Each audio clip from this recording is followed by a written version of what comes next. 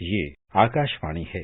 सुर्खियों में प्रस्तुत है विशेष कार्यक्रम कान फिल्म समारोह में भारत की गूंज भाग 2, जिसे प्रस्तुत कर रहे हैं आकाशवाणी संवाददाता आनंद श्रीवास्तव।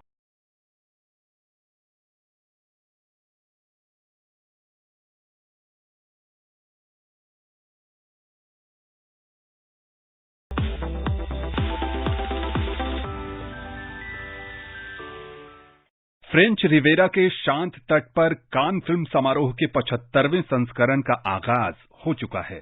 ये दुनिया के सबसे पुराने और प्रतिष्ठित फिल्म समारोहों में से एक है।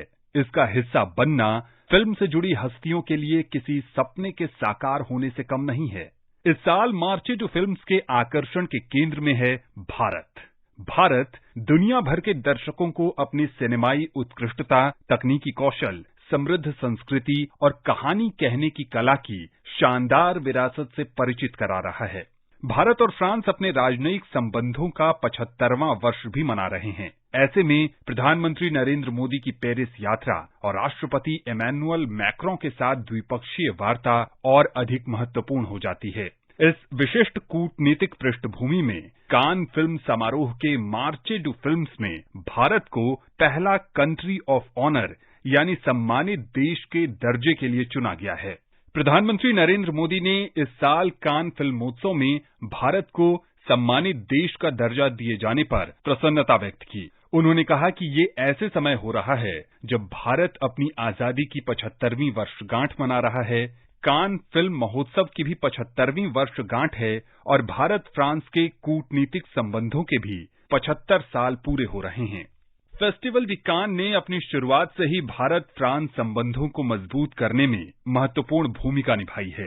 इसकी आधारशिला 1946 में मशहूर भारतीय फिल्मकार चेतन आनंद की फिल्म नीचा नगर को पाम डी ओर का खिताब प्रदान करके रखी गई और एक दशक बाद 1956 में सत्यजीत रे की पाथेर पांचाली को पाम डी ओर का सम्मान मिला। वर्ष 2013 में अमिताभ बच्चन को इस समारोह का उद्घाटन करने के लिए आमंत्रित किया गया और अरसे से भारतीय सिनेमा जगत की कई हस्तियों ने कान में निर्णायक की भूमिका निभाई है।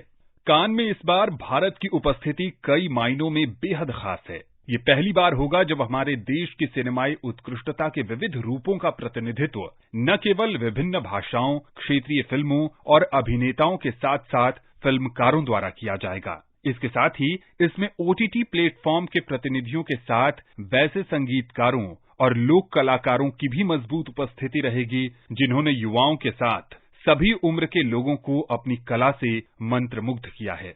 भारतीय संगीत जगत की जानी मानी हस्तियां महोत्सव में भारतीय सिनेमा की जीवंतता और विविधता को प्रदर्शन करने के लिए इंडिया पेवेलियन में प्रस्तुति देंगी। मीडिया और मनोरंजन क्षेत्र के भारतीय स्टार्टअप अपनी तकनीकी कौशल का प्रदर्शन करेंगे और एनिमेशन विशेषज्ञों के प्रतिनिधिमंडल के साथ AVGC की दुनिया में सर्वश्रेष्ठ होने से संबंधित प्रस्तुति देने के लिए उपस्थित रहेंगे। ये भी पहली बार होगा कि सत्यजीत रे की क्लासिकल फिल्म प्रतिद्वंद्वी को उनके शताब्दी वर्ष के अवसर पर क्लासिक श्रेणी में प्रदर्शित किया जाएगा। इस फिल्म को पुनर्निर्मित किया गया है। कान में इस बार अब तक का सबसे बड़ा भारतीय शिष्टमंडल हिस्सा ले रहा है। तेलुगु सुपरस्टार और बॉलीवुड अभिनेत्री तमन्ना भाटिया ने इस अवसर को खास बताते हुए कहा कि समय के साथ क्षेत्रीय सिनेमा का कैनवस भी व्यापक हुआ है। I feel that, back in the day there was this opinion that in Cannes you have very niche kind of movies that would be showcased, not your commercial mainstream which we see in our countries individually wherever. But I feel like that line is slowly getting blurred. If you see from a large perspective, a film like Parasite, which was from here, then eventually went to win the Academy Awards. And so I feel like, that line between what was supposed to be artistic cinema and what's actually commercially palatable, that's slowly blurring down. And, Cannes is actually showcasing what we all want to see all over the world.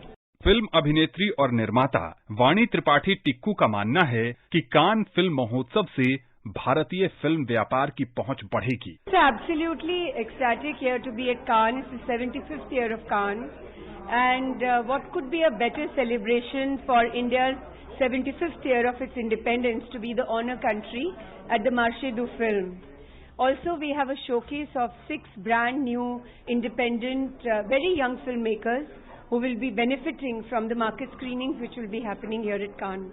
Also, I think there will be a lot of talk about the co-production market. Today, we have treaties with 15 countries all across the globe, and most of those film commissions will be here at Cannes speaking with us. जाने माने film निर्देशक शेखर कपूर ने कहा कि यहाँ बदलते भारत का जश्न भी है। We are celebrating the future, not just the past. This is not just a celebration of cinema.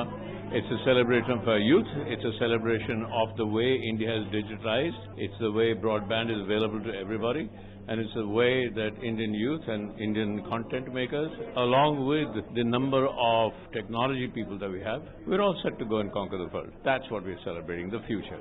Harshad नलवड़े, जिनकी फिल्म फॉलोवर इस फिल्म महोत्सव में दिखाई जाएगी, उन्होंने फिल्म प्रमोशन के नजरिए से इस अवसर को बेहद खास बताया। बहुत बड़ी अपॉर्चुनिटी है ये हमारे लिए, क्योंकि जैसे हमने फिल्म में ये बनाई, जिस तरह से जो स्ट्रगल था, वो अभी जाके लग रहा है कि कुछ होगा इस फिल्म का। मतलब यहाँ पे हम आए हैं जहाँ पे पूरी दुनिया के फिल्म प्रोफेशनल्स जो आए हुए हैं, तो उनसे मिलने का अपॉर्चुनिटी है, उन्हें अपनी फिल्म दिखाने का अपॉर्चुनिटी है, और यहाँ से एक लगता है कि कुछ फ्यूचर हो सकता है हमारी फिल्मों के लिए। हम काफी फेस्टिवल प्रोग्रामर्स जो हैं उनसे मैं मिल के मेरी जो फिल्म है फॉलोअर, उसकी प्रीमियर के बारे में बात करने वाला हूँ, क्योंकि वही पहले हम अभी देख रहे हैं कि हम अपनी फिल्म पहले कहाँ रिलीज कर पाएंगे। तो बहुत लोगों से मिलने का प्लान है। जाने माने गीतकार प्रसून जोशी ने भारतीय फिल्मों से जुड़ी नई संभावनाएं तलाशने के लिहाज से इसे शानदार मंच बताया। India has always come to Cannes, and we've all learnt a lot in Cannes. And there are two parts to Cannes. One is the market, and other one is where the films are showcased. I think both have been very important for us, and this is a special year because India is a country of honor, and I think the government and also all the filmmakers together, we can see, have taken it pretty seriously. We are looking forward to having very fruitful discussion, whether it is at an industry level or at the partnership level between different bodies. युवा भारतीय film निर्माता rhythm अपनी आने वाली film के लिए यहाँ अवसर तलाशने आए हैं। मेरी फिल्म का नाम है अश्वमेध, जो हिंदी और मुंडा भाषा में बनाई जाएगी। अभी फिल्म को लिखा जा रहा है और फिल्म के लिए डेवलपमेंट किया जा रहा है, और इसको हमारी अगले साल शूट करने की तैयारी है। तो जिस प्रकार का ये प्लेटफॉर्म है, यहाँ पर दरअसल मेरी तरह जो इंडिपेंडेंट फिल्म मेकर्स है वो आते हैं, और एक इंटरनेशनल कोलैबोरेशन के लिए ये जगह बहुत सही है, जहाँ पर आप इंटरनेशनल को प्रोड्यूसर्स के साथ में मिल सकते हैं और आप ढूंढ सकते हैं ऐसा कोई प्रोड्यूसर जो आपकी फिल्म में इंटरेस्टेड हो और आपके साथ, आपके लिए भी, आपकी फिल्म के लिए वो जुड़ के आपके साथ में काम कर सके। और इससे बढ़िया चीज ये होती है कि सिर्फ पैसा ही नहीं आता है फिल्म को बनाने के लिए, जो बहुत इंपॉर्टेंट है, बल्कि जब फिल्म तैयार हो जाती है उसके बाद में उसको दिखाने के लिए एक प्लेटफॉर्म ऑलरेडी तैयार होता है कि अगर आपके पास में इंटरनेशनल को प्रोड्यूसर है तो सिर्फ वो भारत में ही ना दिखाई जाएगी, बल्कि यूरोप में भी आप फिल्म को रिलीज कर सकते हैं। लोक कलाकार मामे खान के लिए रेड कारपेट पर चलना यादगार अनुभव बन गया। So really it is a true pleasure to walk the red carpet alongside our Honorable Minister Anurag Thakur ji. I really would like to thank to our Ministry of Broadcast and Communication for this great opportunity. कान में भारतीय उत्सव और विश्व भर में हमारी सिनेमाई उत्कृष्टता की मान्यता देश को दुनिया के कंटेंट हब के रूप में स्थापित करने के लिए तैयार है। आज अपनी दिलचस्पी, पसंद और कथानक पश्चिम में ईडन से स्थानांतरित होकर पूर्व में रच बस गई है। भारत की इस यात्रा को सिनेमा के माध्यम से खूबसूरती के साथ वर्णित और प्रदर्शित किया गया है।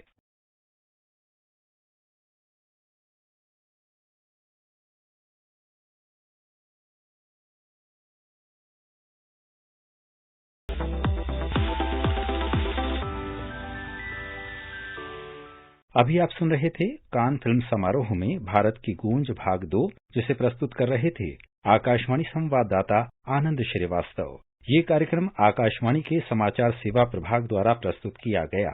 इसे आप हमारे mobile app news on AIR और YouTube channel news on AIR official पर भी सुन सकते हैं। इस कार्यक्रम के संबंध में अपनी प्रतिक्रिया आप हमें ईमेल कर सकते हैं। पता है airnsttalks@gmail.com। ये कार्यक्रम फिर से सुनने के लिए लॉग ऑन करें हमारी वेबसाइट newsonair.nic.in।